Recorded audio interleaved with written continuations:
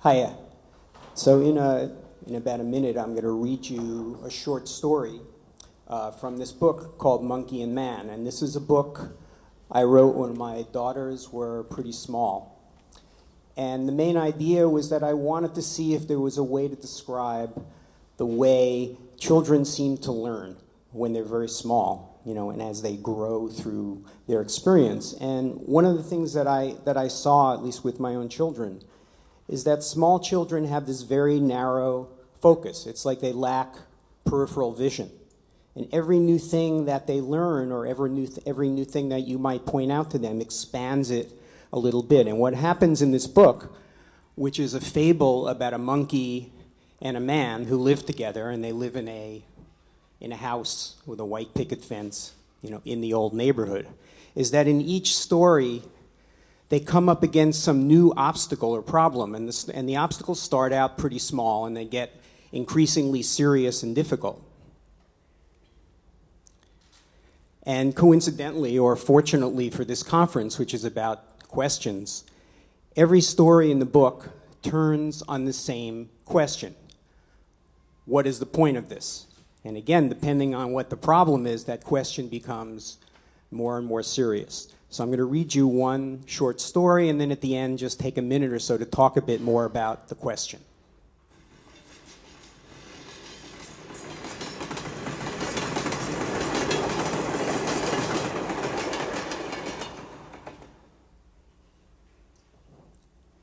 Monkey and man settle an ancient score.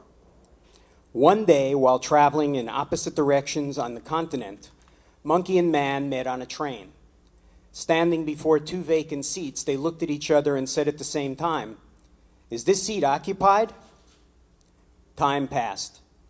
While the monkey peeled a banana, the man played with his fountain pen. Then they looked at each other again. "Don't I know you from somewhere?" said the monkey. "Don't I know you from somewhere?" said the man. "What else is new?" said the conductor. Later, as they passed the station familiar to them both, they talked about the weather. "Nice day," said the monkey. "Certainly is," said the man. And the train, which had a life of its own, rolled on. Later, as they passed the station unfamiliar to them both, they showed each other family pictures. "How come everyone in your family wears a hat?" said the monkey. "How come everyone in your family has red fur?" said the man. And the train, which still had a life of its own, shuddered, sighed, and came to a stop. Although many passengers got on and off the train, monkey and man didn't seem to notice. They were too busy thinking about hats and red fur, and they remained quiet even when the train started moving again. But when at last they agreed to check noses, their family memories returned, and everything else became clear. Monkey and man might be unofficial friends, but they were also official enemies. Soldiers in an ancient conflict who were forever expected to settle the score. Monkey and man looked around. All the seats were taken. They would just have to sit together, like it or not. So they began to hurl abuse at each other. "If I had known you were a man, I would have bitten your nose," said the monkey. "If I had known you were a monkey, I would have stepped on your tail," said the man. "You smell like a man," said the monkey. "You smell like a monkey," said the man. And so it went. They were angry enough about the present, but then they brought up everything they'd heard in the past. Monkeys are lazy and foolish. Men are greedy and vain. Monkeys make a mess of their cages. Men want everything paved. Monkeys don't take anything seriously. Men want everything their way. Although by this time, everyone on the train was staring at them, monkey and man were too busy settling scores to care. Men can never be trusted. Monkeys have no sense of shame. Men want to buy and sell everything. Monkeys think life is a game. Although by this time everyone on the train was beginning to take sides, Monkey and Man remained unaware even after some shoes and insults started to fly across the aisle. "You men are all alike," screamed the monkey. "You slaughtered my relatives in the jungle."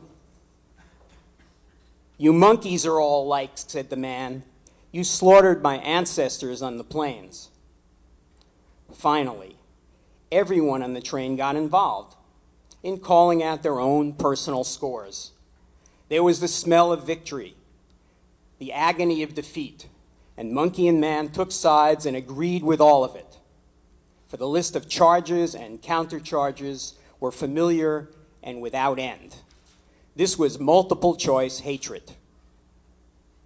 But eventually, day turned to night, and exhausted Monkey and Man and everyone else fell asleep. Once again, the train shuddered, sighed, and came to a stop.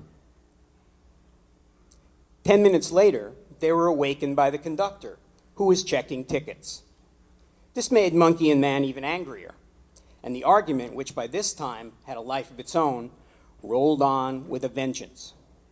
Smelling blood, each one, Monkey and Man, looked in his heart for the final solution, and the train started moving again. "If men would just go away, there would be no problem," said the monkey. "If monkeys stopped acting like monkeys, everything would be perfect," said the man. "What is the point of this?" shouted the conductor, who was just trying to do a good job. And suddenly, Monkey and Man wondered if maybe the conductor wasn't right. "This is a stupid waste of time," said the monkey. "I don't want to argue anymore." "I agree," said the man. "Let's get off the train and go have a beer."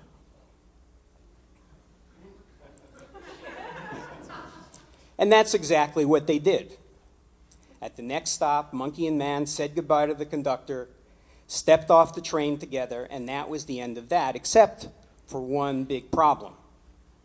Everyone still on the train felt totally confused. They couldn't see how leaving the argument was the same thing as settling the score, and it made them mad.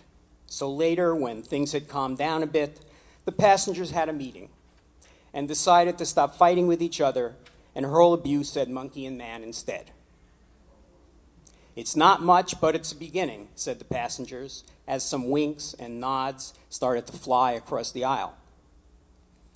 Meanwhile, Monkey and Man, far away from the train by now, were too happy to care, for not only had they become good friends, but they finally remembered where they had met before. "It's a small world," they said together. And the conductor stared out the window into the night as the passengers returned to the argument, and the train, which had a life of its own, rolled on.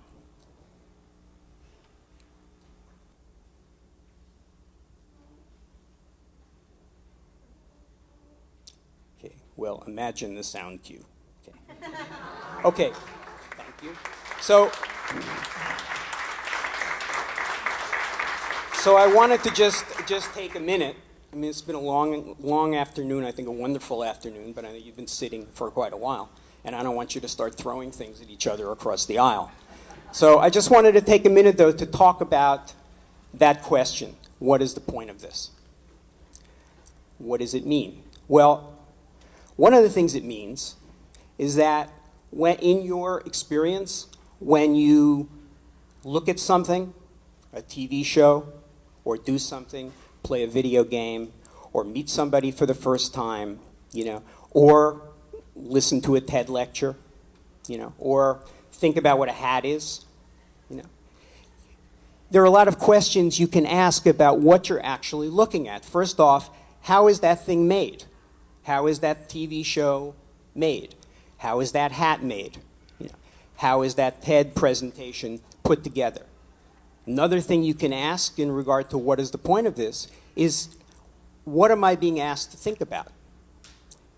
And how am I being asked to think about it? And where am I being asked to think about it? And this becomes particularly crucial, I think, in the world that we live in now, when so much of our public conversation on television or in particular, is not about one person advancing an idea and then waiting for the response, but it's about somebody saying something and then punching the other person in the face and not waiting for the response. And while that is funny in a comedy, it's not funny in life.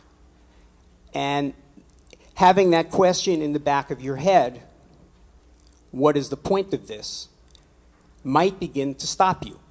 And maybe you would begin to consider, well, what is actually being asked of me? And even in a situation where you have the opportunity, as I do now, to tell my story in a sense, that still requires me to try to listen to somebody else's story. And the final thing I want to say, and this was something that the monkey asked me to do, is that when you look at a hat, you could say, well, a hat is just a hat. But alternatively, a hat is also a convenient place to put a banana. I'm not responsible for this. The monkey, as I said, asked me to do it. But with that, watch the closing doors. Okay, thank you.